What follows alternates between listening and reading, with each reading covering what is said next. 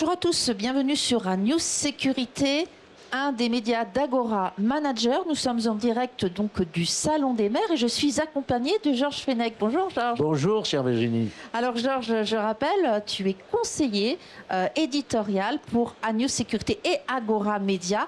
Et nous avons le plaisir d'avoir à nos côtés Yann Gallu. Bonjour. Bonjour. Alors Yann, vous êtes maire de Bourges. Bourges, annoncée capitale européenne 2028. Vous êtes également ancien député et vous allez nous parler de la sécurité au niveau de Bourges. Alors une ville qui était relativement tranquille jusqu'à présent. Oui, on peut dire que Bourges fait partie de ces villes de province, villes dites moyennes, mais je préfère villes à taille humaine, et qui, jusque ces 3-4 dernières années, était considérée comme une ville tranquille, même s'il y a toujours eu de la délinquance, un peu d'incivilité, des incivilités. Bien sûr. Mais je dois vous dire que l'une de mes inquiétudes, et je pense qu'elle est partagée par de nombreux maires de villes comme la mienne, la situation s'est vraiment dégradée. Depuis combien de temps? Alors, on situe les choses, il y a d'abord eu l'après-Covid, mais en ce qui me concerne, depuis 3 bonnes années maintenant. Ouais. Moi, je situe la bascule à 2022. Et vous l'expliquez comment? Mais je l'explique très clairement par une montée du narcotrafic.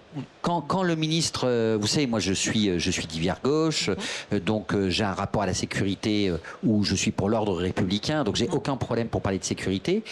Mais il y avait toujours une petite tendance un peu parfois à gauche à minimiser les choses. On parlait plus de prévention. Voilà, et il en faut, mais on avait un peu de mal parfois à aller sur certains sujets. Mais quand Gérald Darmanin, par exemple, a lancé ce terme de narcotrafic, il y a maintenant 2 ou 3 ans, je me suis quand même pas mal retrouvé dans son discours parce que j'ai vu un changement au niveau du terrain. Moi, il y a toujours eu quelques quartiers où on savait qu'il y avait de la vente, il y avait quelques points de deal, etc. Mais là, ces 3-4 dernières années, on a l'impression que ces trafiquants, maintenant, occupent le terrain et sont beaucoup plus visibles et fait nouveau à Bourges, une ville de 65 000 habitants, eh bien, il commence à se tirer dessus. Il commence à y avoir des enlèvements, enfin des faits extrêmement violents qu'on ne connaissait pas il y a 5, 6, 7 ans. Donc il ne faut absolument pas minimiser le phénomène. Ça existe dans les grandes villes. Je vois ce qui s'est passé à Marseille dernièrement, ce qui se passe à Grenoble, pas très loin de chez moi, Clermont-Ferrand. Mais des villes comme Bourges sont aussi vraiment impactées actuellement. Sont impactées. Alors qu'est-ce que vous avez mis en place? Et puis peut-être avec d'autres acteurs. On parle souvent au sein de la News Sécurité de continuum. Qu'est-ce que vous pouvez faire? Alors, nous, on avait quand même pris, si vous voulez, le problème, même avant mon élection, il y avait une police municipale qui était composée de 35 policiers municipaux. Et puis, mon prédécesseur avait eu une idée qui à l'époque avait fait polémique, mais c'était de créer une brigade de nuit police municipale. Quand je suis arrivé, j'ai maintenu cela. Et puis, j'avais la volonté de mettre des policiers municipaux dans les quartiers.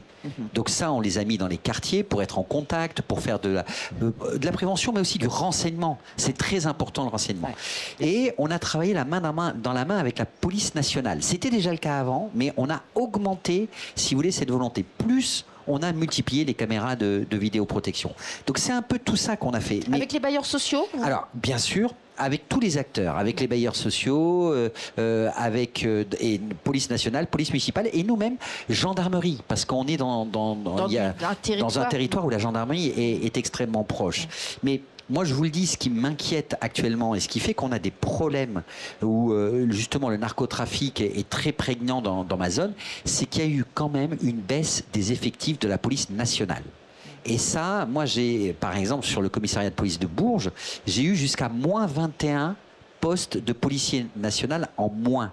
Parallèlement, j'ai engagé 12 policiers municipaux supplémentaires. Mais vous savez, ils n'ont pas les mêmes fonctions, c'est pas du tout la même chose. Et donc moi aujourd'hui, la situation, alors que j'ai fait d'énormes efforts pour ma police municipale, eh bien la situation est extrêmement tendue parce qu'il y a à la fois le narcotrafic, mais il y a aussi, il faut le dire, il y a de plus en plus d'incivilité, il y a de plus en plus de petits délits.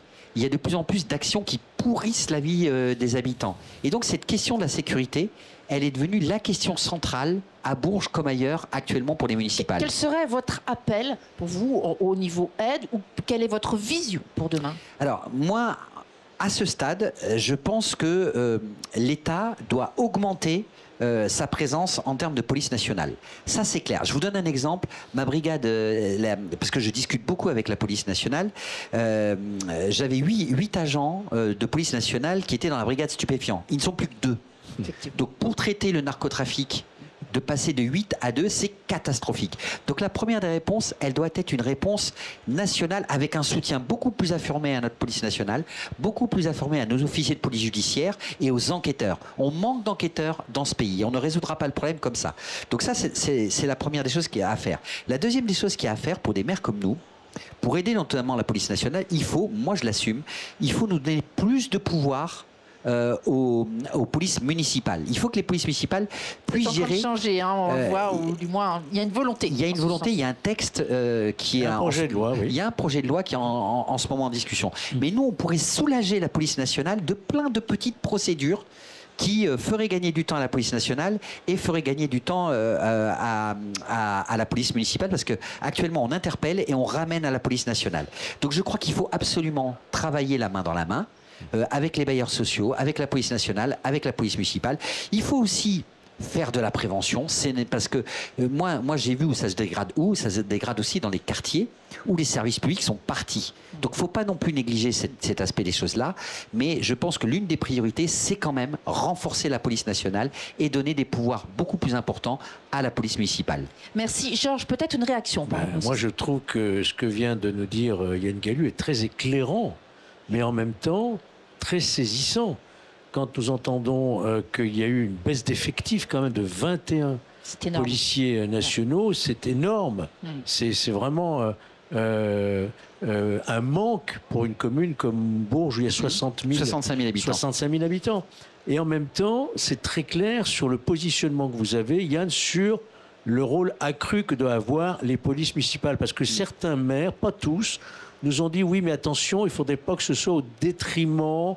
que ce soit le prétexte pour la police nationale de se retirer. On a besoin d'une police régalienne. Vous êtes dans ce souci de complémentarité. Tout ce que peut faire la police municipale, ça dégagera quand même la police nationale pour des activités plus difficiles, plus complexes, plus judiciaires en fait. Donc c'est ça que je retiens. Mais alors, je vais m'adresser aussi à l'ancien député, puisqu'il se trouve que nous siégions ensemble, pas tout à fait du même côté, mais nous étions ensemble et dans le plus grand respect et la cordialité, bien entendu. Et alors, on l'a déjà un petit peu abordé, ce rôle accru des polices municipales, donc que ce soit les contrôles d'identité, véhicules, fouilles de véhicules, constatation de petites infractions, voire l'usage de stupéfiants, vous y êtes donc favorable? Moi, j'y suis extrêmement favorable et je vais même plus loin. Enfin, c'est dans le cadre du projet. Hein. Par exemple, pour les consommateurs qu'on interpelle, on les ramène au commissariat de police pour les faire sanctionner. On pourrait leur donner l'amende forfaitaire directement. Mais bien sûr, et c'est ça prévu dans le projet. Exactement. Hein. Donc moi, je soutiens ces petites interventions de la police municipale. Avec, vous vous en doutez, Georges, c'est aussi, ça vient... En revanche, moi, je demande une seule chose par rapport à ça, police nationale, police municipale, qu'on ait le contrôle, l'encadrement et la direction du parquet, du procureur de la République. Ça nous a été dit aussi. Il me semble, moi, je suis prêt à faire de grandes avancées, d'accord ? Mais je veux être contrôlé. Quand je dis je, c'est moi. Je veux la police municipale, puisque j'en suis le responsable, le chef. Nous devons avoir les instructions du parquet et on doit travailler la main dans la main. C'est ce qu'on fait à Bourges, à un petit niveau. On travaille la main dans la main. Préfet du Cher, maire de Bourges et Madame la procureure de la République. Et ça fonctionne quand on a cette coordination très importante de ne pas oublier le ministère de la Justice dans cette opération-là. Bien sûr, qu'on retrouve dans les CLSPD notamment. Exactement.